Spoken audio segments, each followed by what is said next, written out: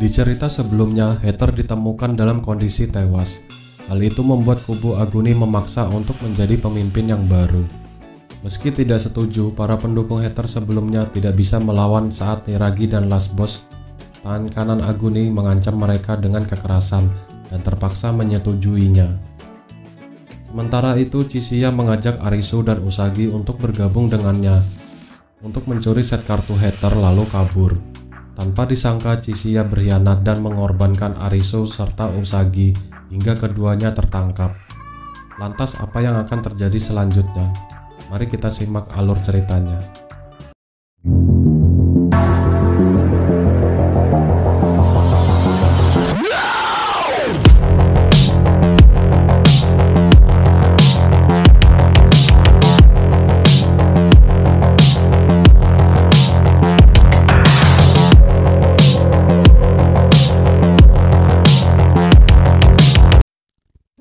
Suasana di lobi menjadi tegang. Masing-masing pihak saling menuduh yang lain sebagai penyihir. Terlebih setelah An membongkar bahwa Heather sebenarnya tewas terbunuh dan peluru yang ia temukan di tubuh Heather sama dengan yang digunakan oleh kubu militan Aguni. Tidak mau kalah, Aguni mengancam siapa saja yang bukan merupakan kelompoknya adalah penyihir.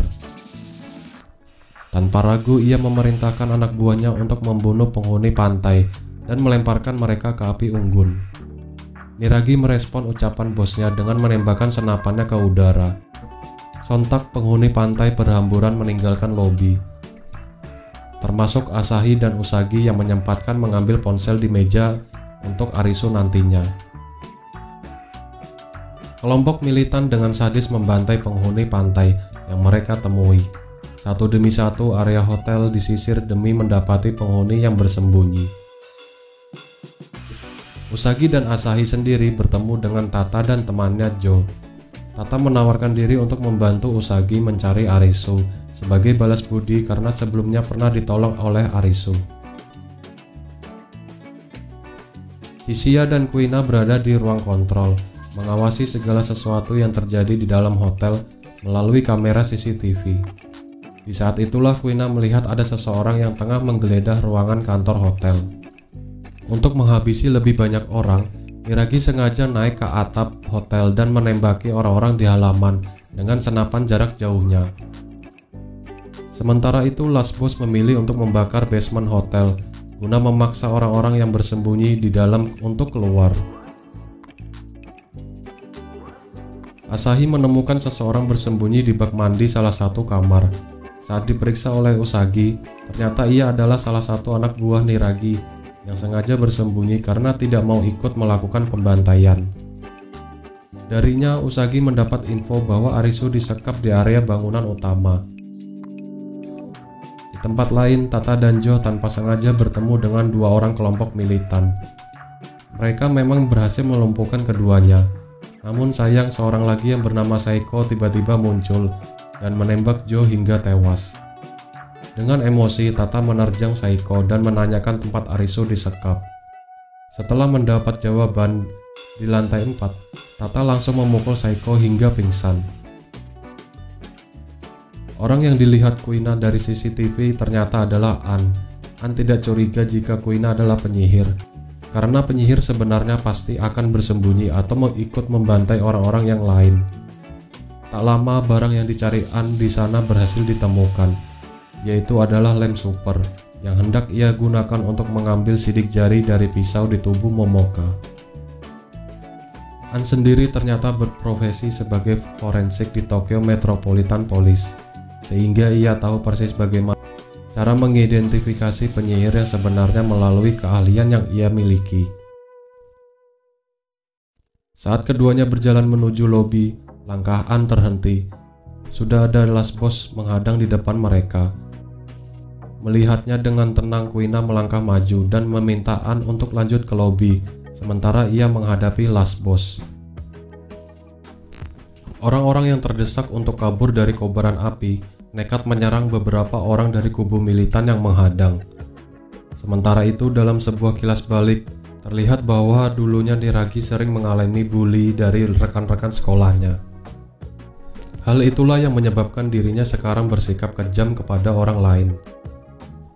Kuina ternyata memiliki dasar ilmu bela diri. Ia bisa mengimbangi serangan demi serangan Last Boss dan pedangnya. Dalam kilas balik terungkap bahwa Kuina sebenarnya adalah seorang laki-laki. Ayahnya mendidiknya dengan keras sebagai ahli bela diri. Pun begitu karena pada dasarnya Kuina memiliki kepribadian yang lembut dan suka berdandan sebagai wanita. Pada akhirnya ia memilih untuk pergi meninggalkan rumah. Chixia tiba-tiba muncul di atap. Dari hasil pengamatannya, pembangkit listrik utama dalam hotel menyala begitu game dimulai. Sedangkan yang memiliki akses ke ruangan listrik hanyalah para eksekutif. Ia meyakini penyihir ada di antara salah satu eksekutif, hingga ia berniat untuk menghabisi mereka satu persatu. Niragi yang sejak awal tidak menyukai Chixia lalu menantangnya. Tanpa ragu Chixia berlari mendekat dan melemparkan set kartu yang ia miliki ke udara. Niragi kaget melihatnya.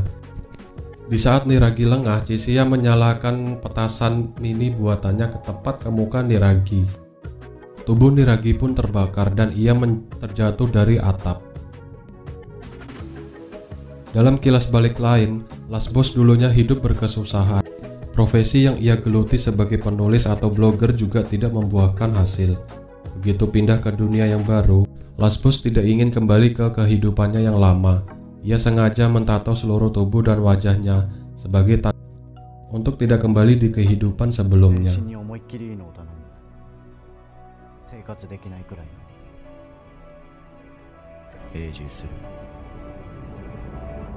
Mendengar cerita Last Boss, Kuina justru merespon dengan tawa. Sebelumnya ia merasa dirinya dan Last Boss sama. Ternyata tidak. Kuina masih ingin menghadapi kehidupan lamanya jika ia bisa keluar dari dunia mereka saat ini. Sementara Last Boss tidak. Tanpa basa-basi lagi, pertarungan keduanya pun berlanjut.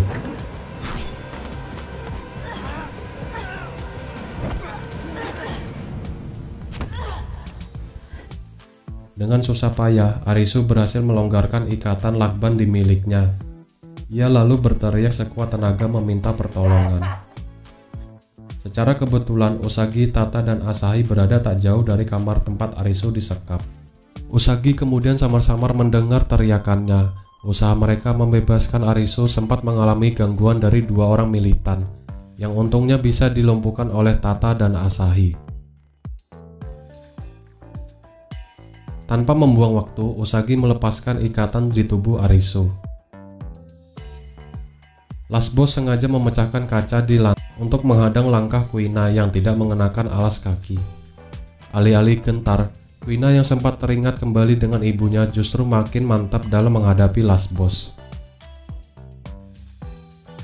Serangan Last Boss tidak hanya bisa dihindari, melainkan ia juga berhasil dilumpuhkan.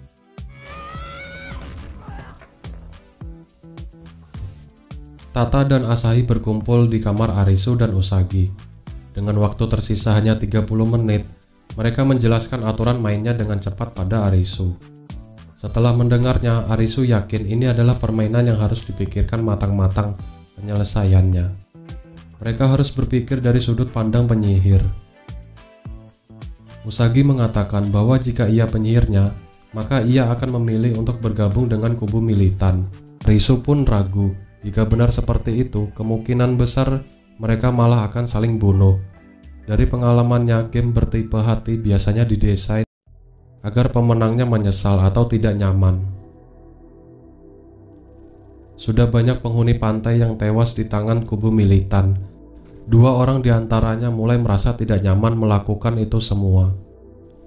Arisu mulai menyadari bahwa mereka seharusnya berpikir dari sudut pandang sebagai game master. Game yang mereka jalani baik dari waktu, lokasi maupun aturan mainnya. Semuanya terasa sudah dipersiapkan. Bukan kebetulan belaka, Arisu yakin Game Master sengaja mengatur itu semua agar kondisi pantai menjadi kacau. Dari hasil analisa sidik jari di pisau, An berhasil mengetahui identitas penyihir. Sayangnya begitu ia keluar dari kamar untuk memberitahukan jawabannya, Seseorang dari kubu militan menghantamnya hingga tak sadarkan diri. Arisu tiba-tiba berdiri tegak. Ia mengklaim sudah tahu siapa penyihirnya. Di lobi, pengikut kubu militan dan penghuni pantai yang tersisa saling berhadapan. Aguni memerintahkan anak buahnya untuk membunuh mereka semua. Kendati demikian, beberapa di antaranya sudah tidak mau lagi melakukannya. Melihat hal itu, Aguni marah dan mengancam akan membunuh mereka jika tidak mau menembaki penghuni pantai. Arisu yang dipapah oleh Usagi dan Tata tiba-tiba muncul. Ia meminta agar Aguni dan kawan-kawan bekerja sama dengannya untuk mencari penyihir yang dimaksud. Bukannya mengiyakan, Aguni justru tanpa basa-basi menghajar Arisu. Usagi langsung menuduh Aguni melakukannya karena ia tidak mau ketahuan identitasnya sebagai penyihir. Tanpa disangka, Aguni mengiyakan. Ia bahkan memaksa yang lain untuk membunuhnya. Sebelum itu terjadi, Arisu membantahnya. Ia menyatakan Aguni bukanlah penyihir yang dimaksud. Ia kembali menjelaskan bahwa yang mereka hadapi adalah game bertipe hati. Arisu lalu melanjutkan bahwa yang telah dibunuh oleh Aguni bukanlah Momoka, melainkan Heather. Semuanya pun terkejut mendengarnya. Arisu yakin akan dugaannya itu karena melihat tatapan Aguni yang kosong, sama seperti saat dirinya pasca melewati game hide and seek yang menewaskan Karube dan Chota. Arisu heran kenapa baru sekarang Aguni menginginkan penghuni hotel dibantai.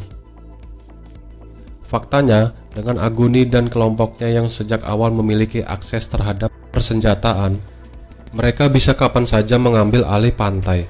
Tidak harus menunggu sekarang. Hal itu membuat Arisu yakin bahwa di balik semua itu sebenarnya Aguni dan Heather saling bersahabat. Aguni sengaja menjadi pemimpin kubu militan bukan untuk menentang Heather.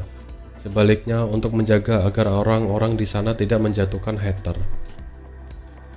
Yang diinginkan Aguni hanyalah agar Heather bisa kembali seperti sedia kala, tidak gila kekuasaan seperti saat ini.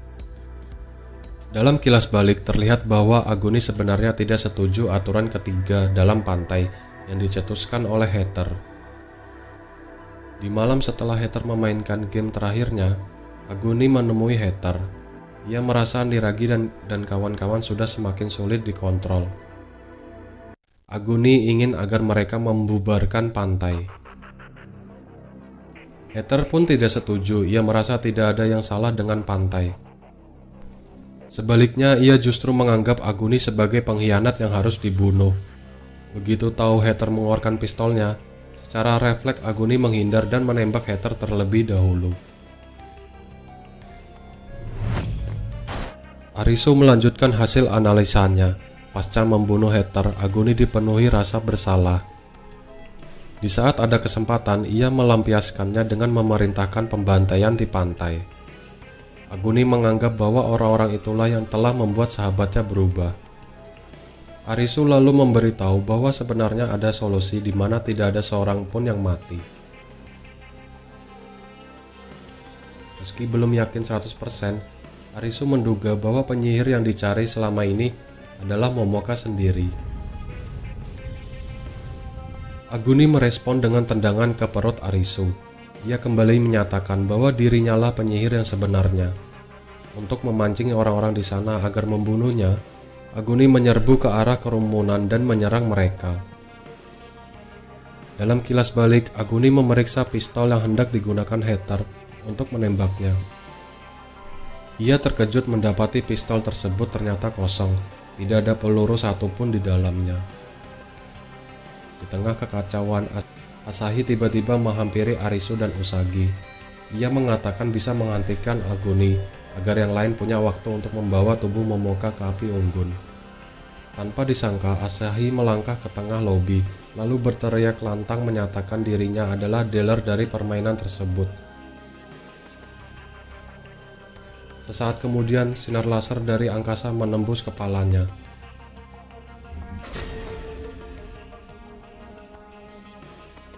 An kemudian tiba di lobi bersama dengan Kuina. Ia mengumumkan hasil identifikasi sidik jari di pisau, di mana memang benar bahwa Momoka melakukan bunuh diri. Dengan sisa-sisa tenaganya, Arisu meminta Aguni untuk menghentikan semuanya. Ia tahu bagaimana perasaan Aguni, namun tidak seharusnya Aguni melampiaskan rasa frustasinya pada orang-orang yang masih hidup. Ia harusnya tidak memandang remeh mereka semua yang telah berjuang demi bertahan hidup. Suasana mendadak hening pasca perkataan Arisu. Di saat itulah mereka baru menyadari bahwa api sudah menjalar hingga ke lobi hotel. Beberapa orang lalu mendekati tubuh Momoka dan hendak membawanya ke api unggun. Tanpa disangka, 2 buah tembakan menewaskan 2 orang diantaranya. Pelakunya adalah Niragi yang masih bisa selamat meski tubuhnya penuh luka bakar. Dengan penuh amarah, ia berniat untuk membunuh orang-orang yang tersisa dan memenangkan game tersebut.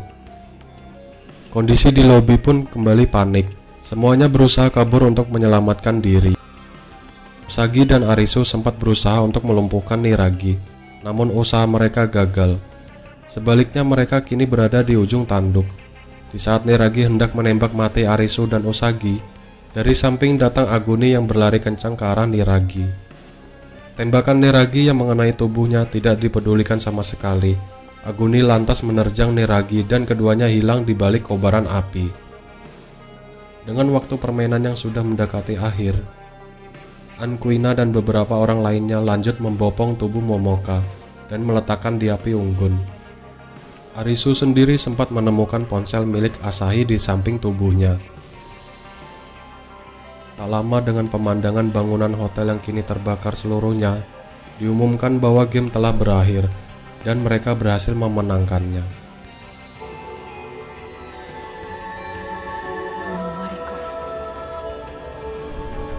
Usagi sempat emosi saat melihat beberapa anak buah Niragi yang masih hidup. Mengetahui hal itu, salah satu di antaranya hendak bunuh diri dengan pistol yang ia bawa. Tidak diduga pistol tersebut ternyata sudah kosong. Arisu berhasil mencegah dan menenangkan amarah Usagi. Yang terpenting adalah mereka semua selamat. Chishia mengambil kartu 10 hati yang ada di meja lobi. Kuina pun menyusul menghampirinya. Chishia mulai ragu bahwa kartu-kartu tersebut bisa membawanya kembali, namun ia tetap akan menyimpannya. Ponsel Asahi ternyata berisi rekaman video perjalanan dirinya dan Momoka pasca insiden orang-orang menghilang. Dari video tersebut diketahui bahwa mereka direkrut untuk menjadi dealer permainan. Tugasnya adalah memfasilitasi jalannya permainan. Terkadang mereka ikut bermain untuk mengacaukan psikologi pemain-pemain lainnya. Tidak berbeda dengan yang lain, keberadaan dealer juga terus diawasi. Mereka akan dibunuh jika mengungkapkan pada yang lain identitas mereka. Arisu dan Usagi lalu mencoba menelusuri jalur menuju markas dealer yang terekam di video tersebut. Markasnya berada di bawah tanah dan bisa dicapai dengan menyusuri jalur kereta subway. Usaha mereka pun berhasil. Ternyata sudah ada Chishia dan Kuina di sana. Chishia mengaku mengetahui hal itu setelah menyadari bahwa kertas berisi coretan yang ia temui di saku Horseman adalah peta menuju markas. Yang mengejutkan, ternyata semua orang di sana sudah tewas. Chishia menyimpulkan bahwa dealer tidak ubahnya seperti player. Jika player tidak bisa memenangkan permainan, maka dealer yang menang dan mereka akan mendapatkan tambahan visa. Tiba-tiba seluruh layar monitor di ruangan tersebut menyala. Muncul sosok Mira yang selama ini menjadi eksekutif pantai. Selama ini ia ternyata adalah game master yang menyamar. Dengan santai Mira mengumumkan bahwa besok pagi game-game baru sudah bisa dimainkan. Lebih seru dan menantang. Hadiahnya tidak lagi kartu biasa, melainkan kartu-kartu bergambar. Esok harinya di udara terlihat sejumlah pesawat, masing-masing membawa spanduk bergambar kartu J, Q, dan K dengan tipe yang berbeda. Dan film pun tamat. Terima kasih telah menonton video dari saya. Semoga kalian terhibur dengan alur film yang saya bawakan. Sampai jumpa di video terbaru lainnya.